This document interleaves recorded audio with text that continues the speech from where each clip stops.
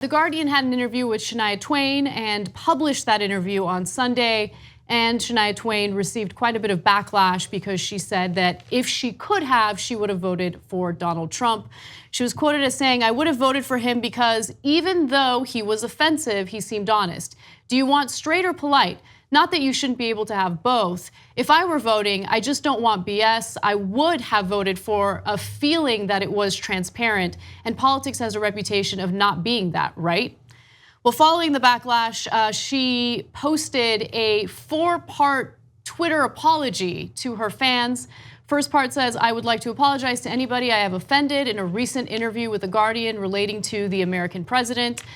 The question caught me off guard. As a Canadian, I regret answering this unexpected question without giving my response more context.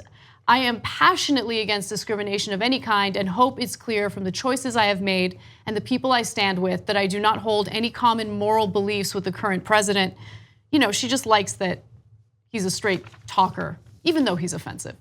"I was trying to explain in response to a question about the election that my limited understanding was that the president talked to a portion of America like an accessible person they could relate to, as he was not a politician." So on and so forth. There's more. Okay, she says her answer was awkward. We got it, and it was awkward. Look, I'm kind of amazed by this story. So first off, Shania Twain says that she thought he talked like a regular guy and not a politician. I actually don't think that that's an unfair point. Does it mean that he was honest, as she implied? No, we've shown over and over again that he is a serial pathological liar. But he gave off the appearance of straight talk. And Rand Paul once told me he talks like he's being honest without the actual honesty. That was when he was being frank about the president. And so what's weird is that if you're a celebrity and you've made a comment vaguely supporting Donald Trump, or you're a legitimate organization, you have to backpedal out of it, because then people come up and tell you what he has said and what he has pushed for, and what he's done to LGBT rights, and that's a huge part of her client base, if you will, buying her albums. Oh, I didn't know that. Yeah.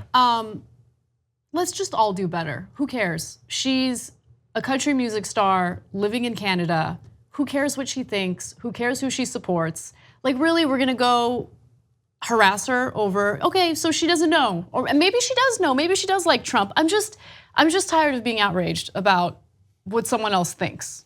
But what I find curious about this story is not the outrage. I don't particularly care about the Shania Twain one way or another. I find it interesting that, for example, Mike Huckabee, former governor of Arkansas, goes to join the board of the country music organization. And then he has to get kicked out because they find out that he holds these same positions as Trump, bigoted in a lot of different ways and discriminatory. So we live in a country where Donald Trump won, but his opinions are so toxic that anyone who in public professes to hold the same opinions cannot be accepted in civil society. Like, they can't belong to organizations, even in country music, and they have to backpedal. No, I'm not a monster. But a significant portion of the country raised their hand and said, yeah, we're with the monster. So that's where we are today, where if you're confronted with what Donald Trump has actually said and done, almost no one can actually back him in public.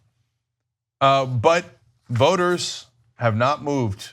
So most of Trump voters have continued to stay with him. An overwhelming majority of Republicans still back Donald Trump. They go, yeah, that's our guy. The guy who keeps on saying all those terrible things about all those people, including women, by the way, which is 51% of the population.